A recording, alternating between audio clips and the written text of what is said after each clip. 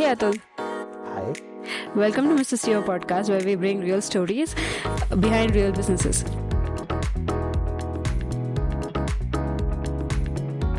My earliest memory would be my grandfather, my Pitama.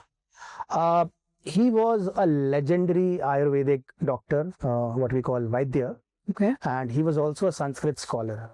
So I was initiated into this at a very tender age. If my parents' version is to be believed, at around 4.5 years of age, I started reading Hindu scriptures, and I also got initiated into puja. So my grandfather would tell me how to, make chandan using the traditional mortar and pestle, and do a panchopachar or shadopachar or a shodashopachar puja. So yeah, that's my earliest memory, and I would also do, homes and havans every day. So that's how it started. There was so something happened that led me to question the very quality of the puja products that we find in our puja spaces, because I could see that there was something amiss. So I started my own fact-finding expedition.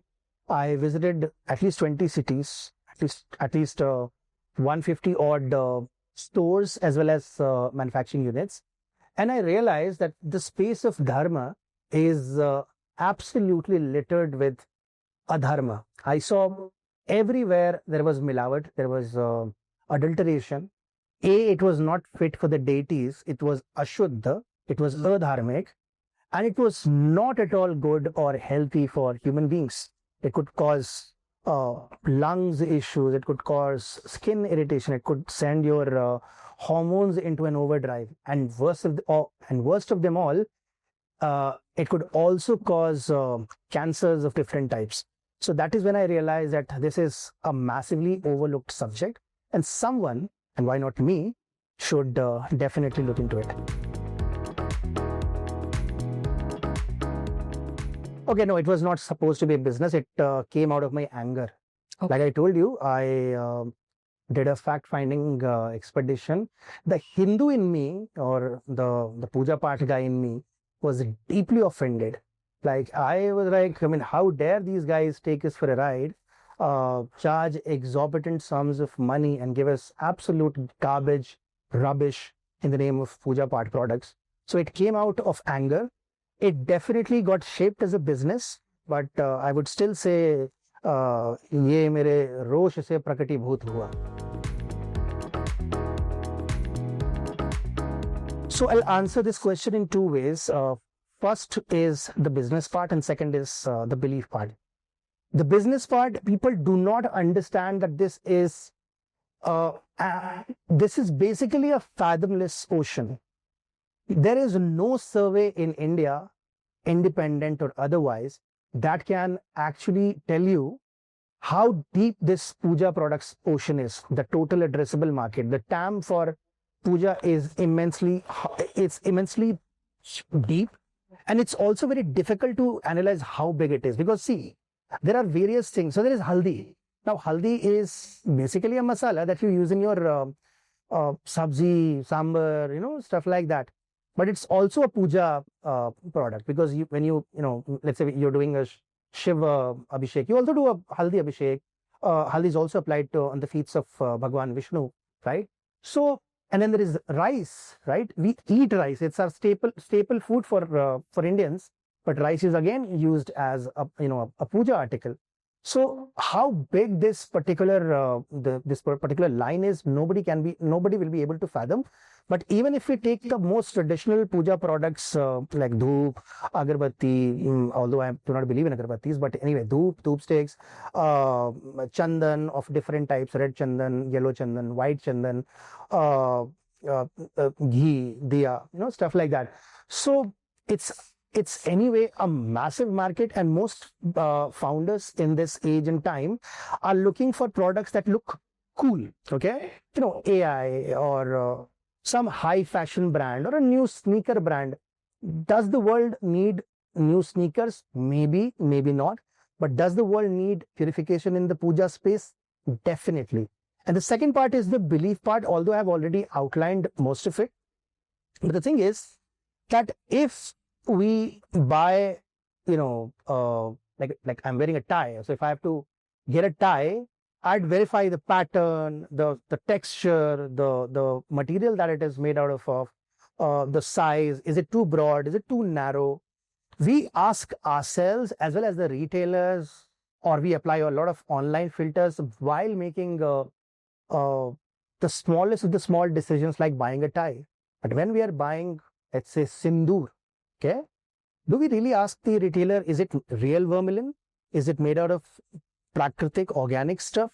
Or is it mass-produced chemical compound that we are simply supposed to put on the DT and put on our faces? We don't.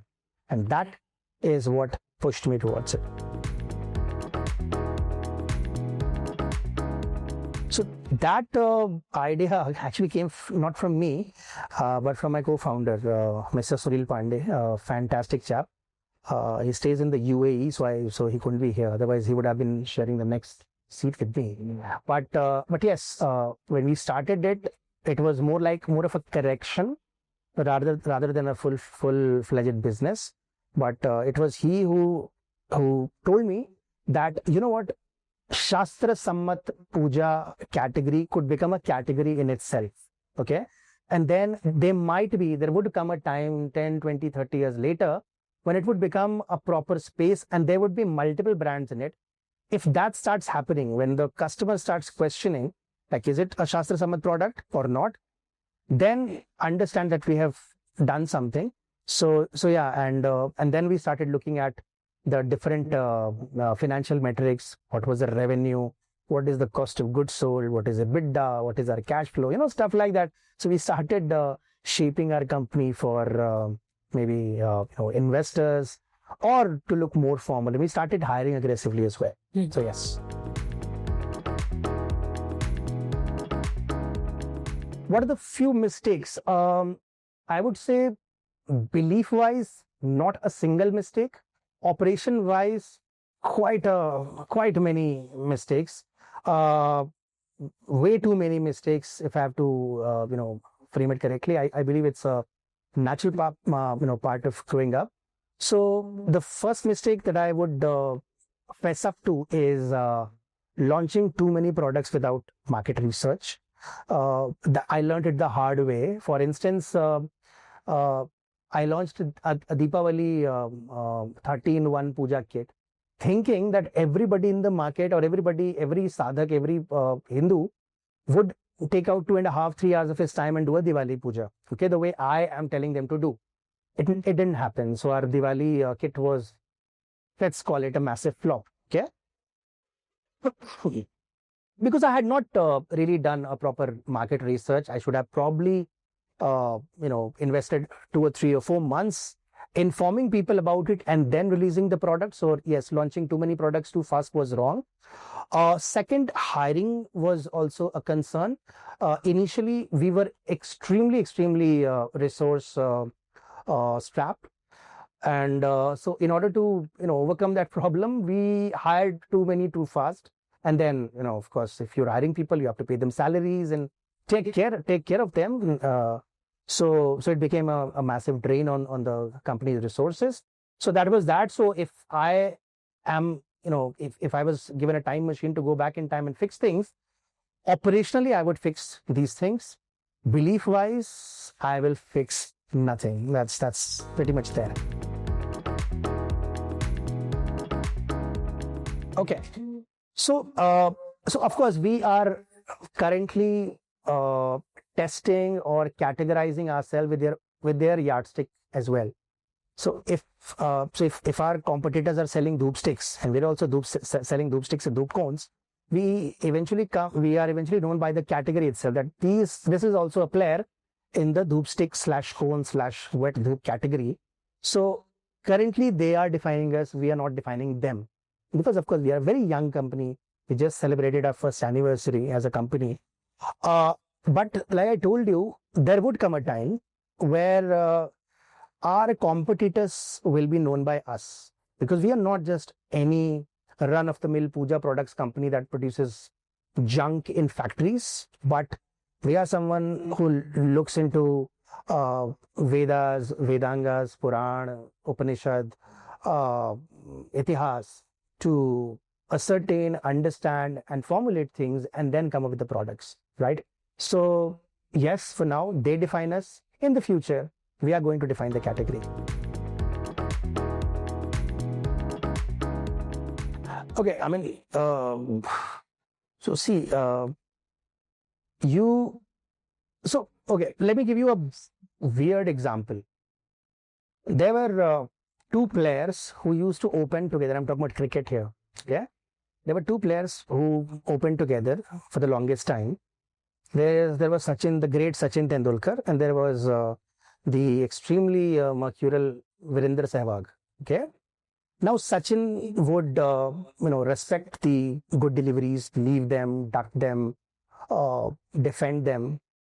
For Sehwag, there was only one rule. There is a ball, you're supposed to hit it, maybe for a 6. If you get out doing that, no worries, try the next time, but not Sachin. Okay? Sachin never tried to become Sehwag. Oh my God, this guy is scoring at a very high rate. Let me also do that. And Sehwag never tried to become Sachin. And he was Sehwag. Okay? Now, we find ourselves in the Sehwag mode. Okay? Although Sachin is my favorite player, but we find ourselves in the Sehwag mode. Like, we have a strategy in place. Okay, attack all the existing wisdom, existing conventions, existing logic, existing principles of business execution. Challenge them all, and break everything. Hit, get out of your crease, hit it over the bowler's head. Okay, for a massive 6. Initially, people are going to call you crazy, mad, stupid. And someday, just like Virender Sehwag is now getting his due, like, this guy was fantastic. Can we become the greatest in our business? I'm not sure. Can we become the most, phenomenal in our business? Although that's a word very full of itself, but still, I'm using that. Can we become that? I'm very sure about it. The system that we have made, okay, so it's a very funny thing. So every time a new guy joins our company, okay, we don't teach him or teach her how to do this or how to do that, or, how to, increase our sales. Of course, that's something that we are definitely looking forward to. But the HR is instructed to give them a full induction of why we exist, or why we do what we do. So the values that we started Paran with, that cannot be trifled with. Okay. So internal doctrination is a bad word, but internal tutoring is the first step that we do, so that everybody is aligned with the larger goal or the larger perspective. That's the first thing. Second, we are relentless when it comes to rejecting batches after batches after batches of finished products. Okay, we would maybe donate it to some other guy, poor folks, or somewhere else, but we are not going to accept anything which does not really tick all the boxes that we have created for our QC checklist. Okay. So everything, the operation, the quality control, finalizing the vendors, even vendors get frustrated. So if we are, let's say if we are asking for Jatamasi, that's a herb which we use in our Ashtagandha Chandan powder. So these guys, like, how do you know, somebody based out of Kerala, how do you know what a good Jatamasi is? You're sitting in the north. How do you know? I don't know. Reguved knows. And that's how I know. Okay, so we would just pester the hell out of the vendors also, and only then we procure our products and turn them into, what you guys use. So that is something that we don't compromise with, and we make sure that everything that we have started the company with is adhered with. So very interesting story.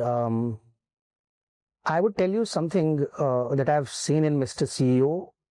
Also known as Renil Sir to me. He's a senior. Also, he's an IT guy, and I'm a retired techie. So, of course, that's that. People see him as this high-flying CEO. I see a monk. Okay. I see this man who is in the most modern business of our times. Okay. But is also a man firmly rooted in culture. Right. So when Parayan and Mr. CEO got aligned together, it was a confluence of two things that believe in the same things. Okay. It's almost like Ganga meets Yamuna and, that sort of a thing. And I was extremely delighted, right? Yes, there is a business relationship, there is an investor-investee relationship, but more than that, there is a mentor-mentee relationship as well. So he doesn't just, whenever we get on calls, and those are fairly long ones, I must tell you, typically lasting for more than 45 minutes on a stretch. He would not just tell me about the business part of it, but also the cultural part of it. And I come from northern part of India. So it's very easy for me to have a northern bias. When I look at religious side of things, from mundan to marriage, I would only think about the northern rites and rituals. But the southern part of India differs. Okay, from the temple structure to the rituals, it differs. So I would say, when I got introduced to Renil sir, he also opened my eyes towards South India in general and Andhra Pradesh in particular. Okay, so that was a fantastic experience, and I'm pretty sure as time progresses, we'll be making more products, maybe in labels that can be read by commoners also, for the southern part of India. That's the plan, and it was a fantastic. It not was, but it is a fantastic collaboration. The very first call, I remember very clearly when I talked to Renil sir, he very clearly told me that what you're doing is like planting a tree. So somebody who plants a tree, they don't get to enjoy the shade of the tree in their lifetimes. Okay, because the tree becomes a massive tree only after, say, 20, 30, 40 years. Maybe even if they get to enjoy the fruits and shade, that's only for a very small period of time. But the coming generations are the one that actually benefit from it. So that is what Renil sir told me, that you're planting a seed. Eventually it will turn into a massive tree. You may not be here, I may not be here to enjoy the shade and fruits of the tree, but it will be there as a kirti stambha, of whatever you've done. So I was touched by this fantastic example that he used. And he also said that it is going to take decades of very effective and very grounded execution. So he made it very clear that he's not coming for investing and selling it to another company at a higher valuation and making money. Making money is not bad. As Sri Krishna says in Bhagavad Gita, dharma is not possible without artha. So of course making money is no taboo. But he made it very clear that our partnership is going to be for decades and not for maybe some years or months or something that sort. So that's that, and that is exactly what I see in the future as well. Collaborating with Renil sir, understanding what his approach to business is, and applying some of his principles to my business, and also learning about the pitfalls, because I'm pretty sure as an experienced businessman, he understands what are the things that are likely to not go all that well in the future. So learning firsthand from such a seasoned guy is always a fantastic thing. We plan to launch 15 to 20 more products. We are not doing a very aggressive SKU expansion. We currently stand at 39, but we plan to make it at least 50, maybe 50, 55 SKUs. There are certain malas that I want to come up with. For instance, Karungali mala is our top favorite, which is very, very popular in southern India, but in northern India, it's not. So we already sell Kamalgatta for Shakts, Rudraksh for Shaivas, and Tulsi mala for Vaishnavs. But we don't sell Karungali. So we'll be going ahead with Karungali, and we'll also be going ahead with some utensils which are ritually pure, okay, which have been again defined in the various books and stuff. So, and make sure that we stay in business and not get lost because when you're too idealistic as a business, you have to thrive. You have to survive in order to thrive. So of course, one note to self is also to stay in the business in 2026. And if we survive this year, I'm pretty sure 2027 is going to be when we become the literal Sehwag and start hitting the uppercuts. So that's it. I use a lot of cricket analogies, although I've stopped watching cricket now, but I was an avid cricket fan, and that's why cricket analogies are almost always on point. Yeah. Like I said, it's a bottomless ocean. There is no Nielsen, there is no whoever does company or market researches that can actually assign a value to it. Okay, I won't be wrong if I call it possibly the second or the third largest category in India. Largest. Okay, and it's basically insane. Becoming a unicorn in this space would be very easy, although operationally very tough, because most unicorns that you see in the market are based on valuation and not on fat balance sheets. Here in this area, you got to have a fat balance sheet in order to become a unicorn, and also be a real unicorn and not just an inflated unicorn, a unicorn balloon. Okay, so I believe that this is a massive sector, and I'm pretty sure this is going to get bigger, because I'm pretty sure.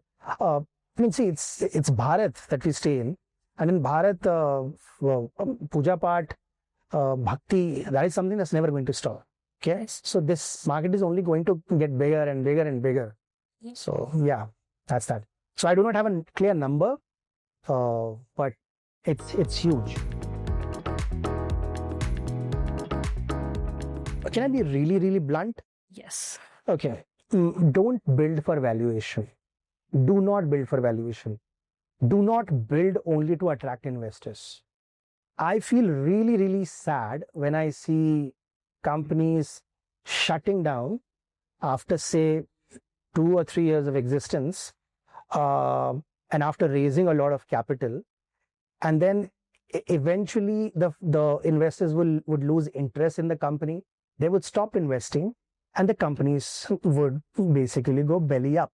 Okay. So my advice to founders is that you got to have, like, for instance, when you enroll for yoga classes, I'm a yoga practitioner. So when you do yoga, so you strengthen your core first. Your spine should be strengthened. That's why there is a lot of focus on the postures. So if your spine is correctly aligned, only then you can build your muscles, your shoulders, and your calves and hamstrings and whatnot, right? But what I've seen with the modern businesses is that they are made for investor pitches, which is great for quick media coverage and maybe to make quick bucks and disappear. Okay, but if you want to create a company that outlasts you, okay, then you have to seek value and not valuation. That's what I think.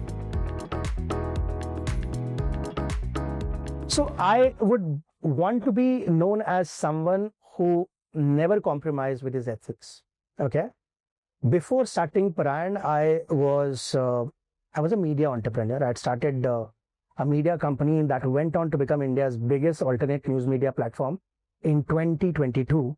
It is followed by Prime Minister Modi, almost all of his cabinet ministers, followed by many global leaders as well. I got to interview many interesting people, big people, even people from Donald Trump's cabinet. I got massive popularity as a news media entrepreneur. And in those 10 years, I started to give the conservative side of India an opinion or a voice. I got many opportunities. Of course, I cannot name them, but I got many cash opportunities, like grab it and disappear. Let us run your company. And I said, I mean, yeah, this sounds tempting, looks very interesting, but I'm sorry, I cannot take it. I'm very happy with what I'm doing. Okay, I'm a Brahmin anyway, so bhiksha mang ke khana kha lenge yaar. So अभी उसमें करने की क्या आवश्यकता है?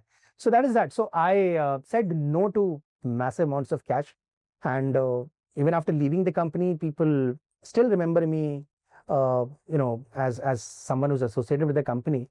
And similarly for Parayan also, I'm valuing value more than valuation. That's a word play now. Value, valuing, valuation. But anyway, so yeah. So when I'm not in this world, people should, if I get a Wikipedia page someday, it should read as someone who never really compromised with his core beliefs, ethics, principles, and created something that became an idol for other companies to emulate.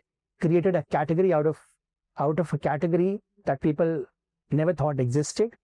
And if that happens, also maybe 10-20 books also I've written one book till now, but I want to write at least 20 books, all of them based on Hindu scriptures. The first one was based on Mahabharata.